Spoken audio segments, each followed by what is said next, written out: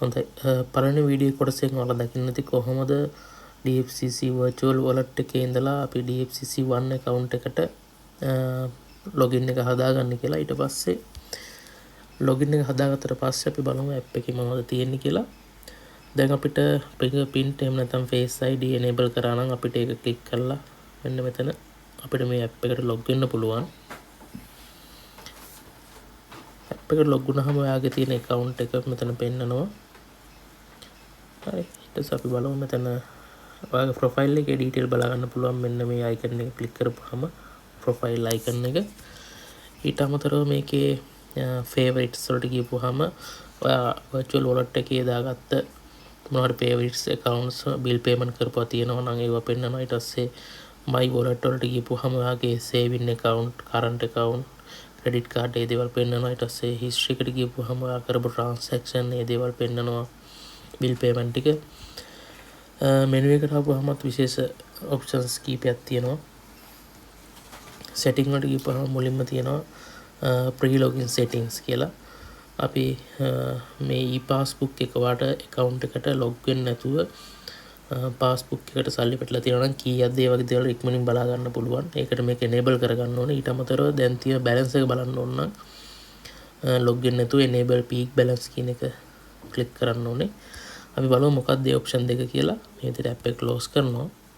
ඊට පස්සේ DFCC One එකට ගිහිල්ලා e-passbook එක click කරපුවාම ඔයාගේ passbook එක මෙහෙම පෙන්නනවා. අපි දැන් account එකට log වෙලා නැහැ. නමුත් මෙතන balance එකයි ඊට පස්සේ passbook එකේ පවුගෙට් ටික පෙන්නනවා මේ විදියට.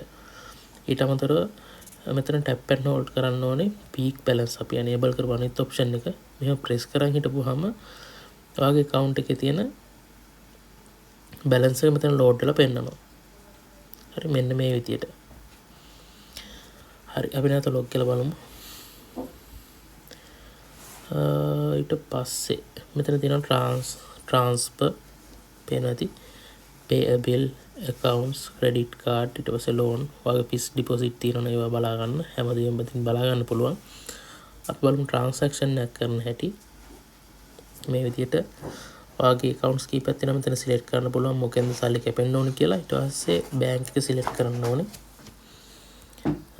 මෙතන මම BUC එක තෝරන්න. ඊට පස්සේ account number එක දානවා.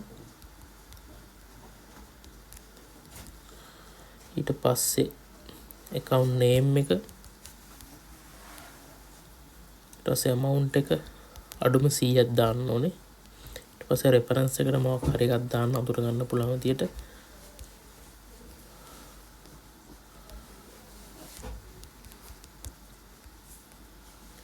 ඊට පස්සේ මෙතන මේ receiver phone number ඒ දේවල් අත්‍යවශ්‍ය නැහැ. දැන් next දෙනවා. ඊට පස්සේ මෙතන බලන්න ඔයාගේ detail ටික හරිද කියලා. හරිනම් confirm click කරන්න. confirm click කරපුවාම ඔයාගේ registered phone number එකට OTP එකක් එනවා. ඒ OTP use කරලා මේ transaction එක කරගන්න පුළුවන්.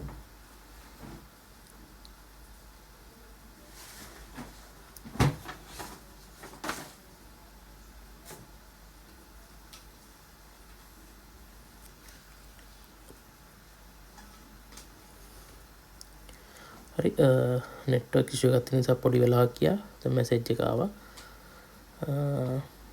පස්සේ OTP එක මෙතන දාගෙන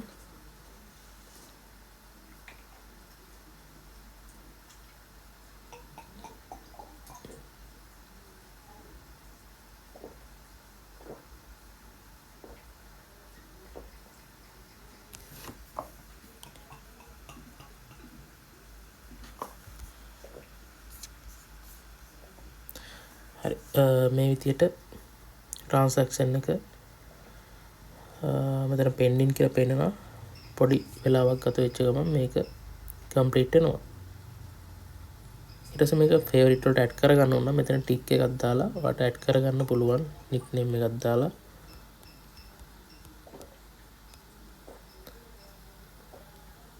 ඊට පස්සේ මෙතන amount එකත් එක්ක save කරගන්න පුළුවන්. නැවත නැවත එම ගානම දානවා. එහෙම නැත්නම් මේ විදිහට tick එක නැතුව save කරගන්න පුළුවන්. එතකොට ඔයාගේ favorites වල මේක පෙන්නයි.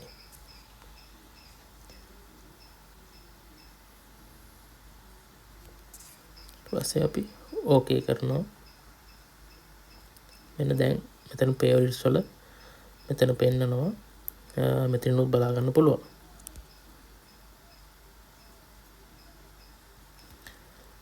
හිස්ටරි වලට ගිහපුවාම මේ විදිහට දෙකම පෙන්නනවා. දැන් මේ සක්සස්ෆුල් කියන දෙවෙනි එකට ගිහපුවාම ඔයාලට ඕන රිසිප්ට් එක ඩවුන්ලෝඩ් කරගන්න පුළුවන්. මේ විදිහට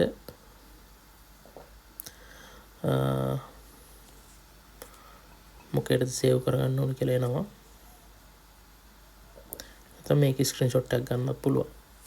ෂෙයා කරන්න ඔප්ෂන් එකකුත් තියෙනවා මේ විදිහට. හරි. ඊට පස්සේ බිල් පේමන්ට් එකත් මේ විදිහම තමයි. ලොකු වෙනසක් නැහැ.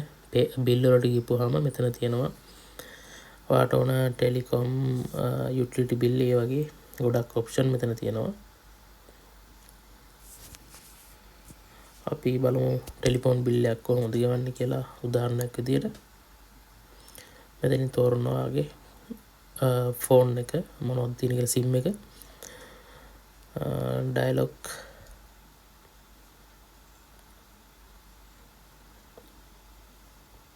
බ්‍රෝඩ්බෑන්ඩ් නම්බර් එක රවුටර් නම්බර් යන මෙතන දාන්න පුළුවන්. එහෙම නැත්නම් ඔයාගේ ඩයලොග් රීලෝඩ් යන්න මේ විදියට ෆෝන් නම්බර් එක දැම්මා. ඊට පස්සේ මෙතෙන්ට ඕන ගාන දානවා. දාලා next ගියපුවාම මෙතෙන්ට එනවා OTP එක. OTP එක එන්ටර් කරපුවාම මේ රීලෝඩ් එක වැටෙනවා. right මෙතන කන්ෆර්ම් කරපුවාම එනවා. මම දැනට දාන්න නැතුව ඉන්නවා. ඉතින් මෙන්න මේ වගේ ඔප්ෂන් තමයි මේ ඇප් එකේ තියෙන්නේ. ඉතින් තව ෆීචර්ස් ඉස්සරහට ඇඩ් වෙයි. එතකොට කලින් DFCC virtual wallet එක පාවිච්චි කරපු කෙනෙක් නම් දැන් මේක තමයි අපිට පාවිච්චි කරන්න ඕනේ ඉස්සරහට. මේක UI එක පැත්තෙන් ගත්තොත් ලස්සනට තියෙනවා dark theme එකත් එක්ක. අනේ color theme එකත් ලස්සනයි. හොඳයි එහෙනම් අපි තව වීඩියෝ එකකින් හම්බෙමු. බොහොම ස්තුතියි වීඩියෝ එක බැලුවට.